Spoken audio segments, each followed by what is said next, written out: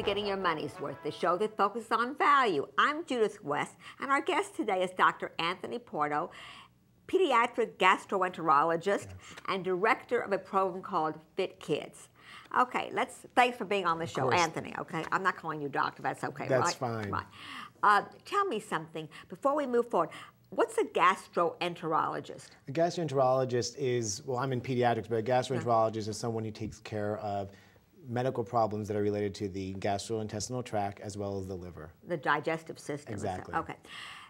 Now, I don't know what motivated you, but you are director of a program called FITKIDS. Yes. And you are your hospital is what? New York? New York Hospital, Queens and Flushing. Queens and Flushing.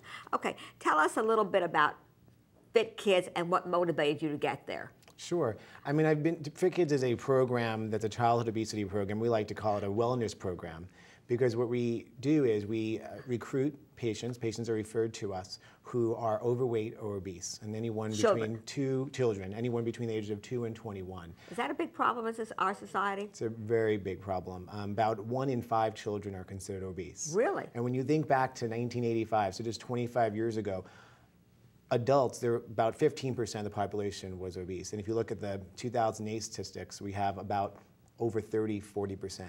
You know, and some say even higher. Exactly. And then it really depends on overweight, obese. Our criteria are a body mass index that is greater or equal to the 95th percentile is considered obese, and at risk for obesity is 85th to 94th. All right. So now that we have that out of the way, so your program, FITKIDS, has a mission of dealing with this childhood obesity. Yes. Okay. And it's a program that, it's been established for 5 years. I've been director for 2 years. And the program, what it does is it educates, first it screens patients for the risk factors that are associated with obesity. And they are high. Yes. The risk factors include high cholesterol, fatty liver, vitamin D deficiency, insulin resistance, diabetes. Do fat kids become fat adults? Yes. If you're obese by the time at 8 years of age, you will most likely, that means you're going to be an obese adult. And this is very hard to change. I want to ask you something before we go into what it is, just to clear the air. If you have fat parents as a kid, are you going to be fat? You're more likely to. Is that genetic or environmental? I think it's, it's a combination, but I think there's a lot more things in the environment that we can change to sort of prevent that from happening or to sort of curb that And that's problem. where you come in. Exactly. Okay, so let's go back to FITKIDS now. So you get these kids, you screen them, and then what? And so after they're evaluated, they get some blood tests, and then they're referred to our nutrition and exercise program.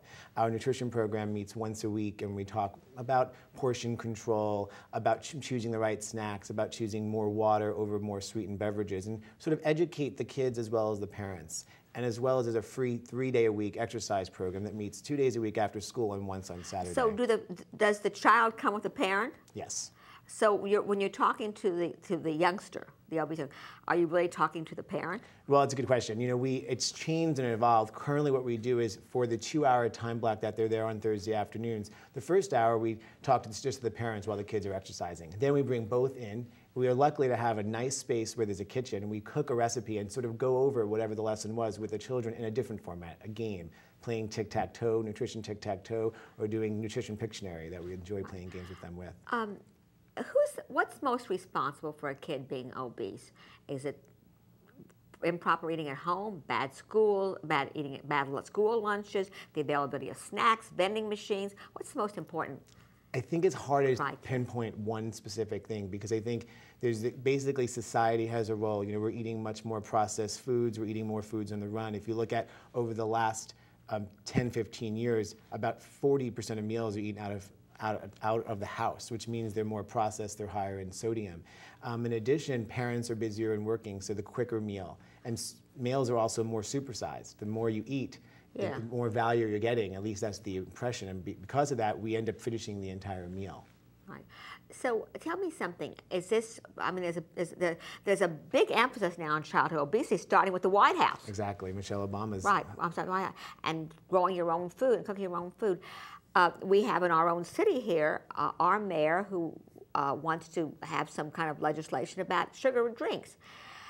Where is the cutoff between the kind of thing that you do as a trained physician and under the auspices of a hospital and what people commonly call the food police?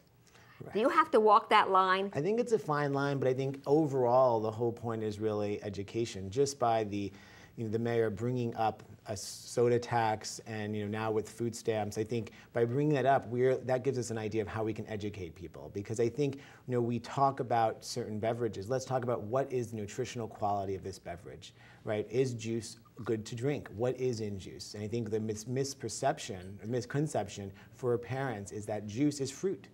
And maybe that's the only form of juice that kids would want to drink. But when you take juice, even if it's 100% fruit juice, which is the best juice you should be drinking, you take away the fiber that comes along with it. So that sugar in the juice gets absorbed much more quickly and can cause problems like diabetes and weight gain. Yeah.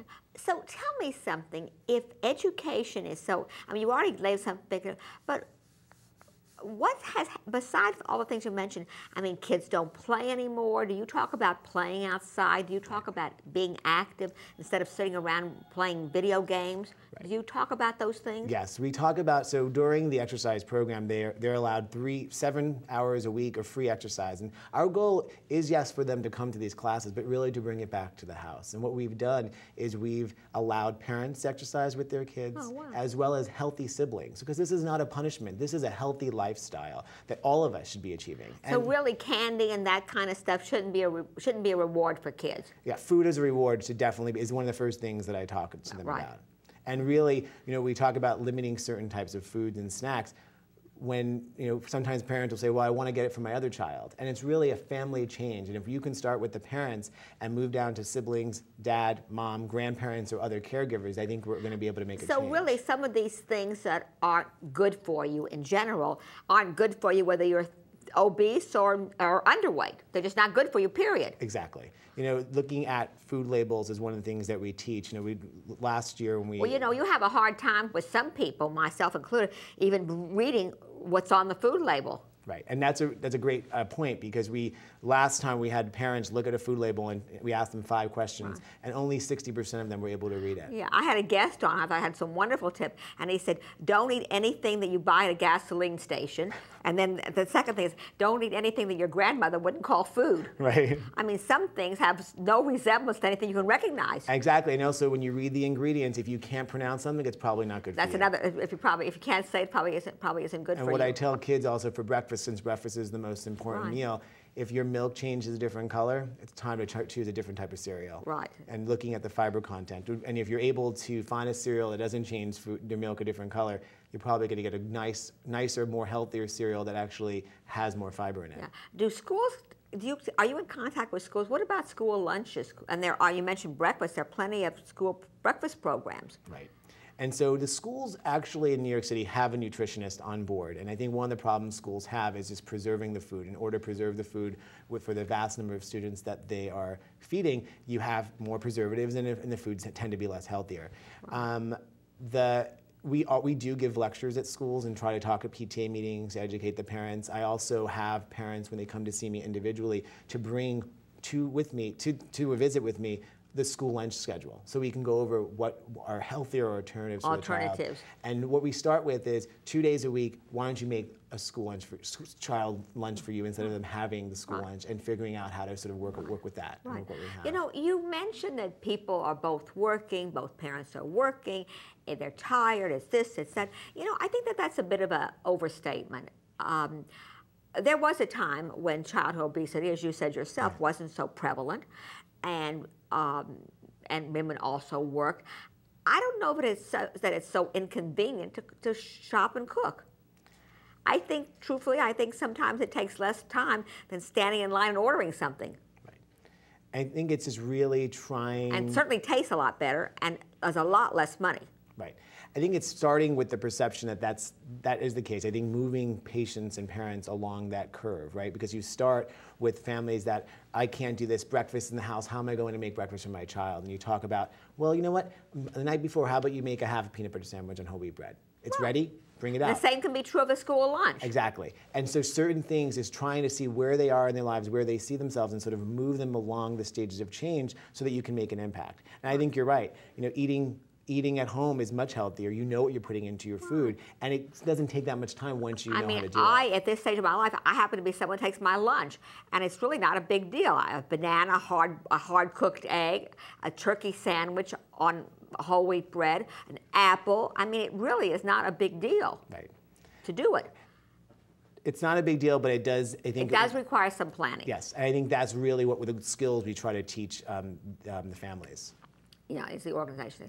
How successful are you once you get the kids in your program? Can you convert them at an early age? Yeah, I mean, the thing is what we're looking at now, we're trying to get patients to start early. You know, again, 2 to 6 years of age, when they come to us and they're maybe overweight or slightly obese. So you don't think baby fat is cute? I think what we need to do is when you look back, see all the patients that I see for feeding problems, and I use this as an example to most patients, is when you have a mom who's has a newborn and she's breastfeeding or she's bottle feeding. You never have the breastfed mom come to your office and say, oh, my child didn't finish my milk. But you do have parents. With the formula, oh, they didn't finish that last ounce. The child doesn't know how much you put in that bottle, right? The child has the best way to know whether or not they're satiated and they're done feeding, and they stop feeding or they do feed. Right. I think that's going back to that. We lose that ability as we get older, and we tend to just finish the plate. And we start to be food pushers. Exactly. But you have a personal experience yourself with this, and I don't want to close without putting it in. You are very thin and slim and good looking now. You had a history of being overweight. Yes, I was actually, when I started, after the first year of college, I was 275 pounds. 275 pounds? Yes. And so it took... That was big. That was big. That was definitely in the obese range. I had high cholesterol at the time. I also had high blood pressure. And I worked very hard, first at decreasing snacks and then figuring out what activities were motivating to me. In 2006, I ran the New York City Marathon, and this year I ran the Boston Marathon. And good for you. It really, I use that as an example. I know where these kids are coming from. So you came from the battle lines. Exactly. You were, as they say in the war, you were the trenches. Exactly. And I know how hard it is, and I know that there's setbacks, and trying to create an open environment where we can talk about what makes it difficult. What suddenly brought the light of day to you?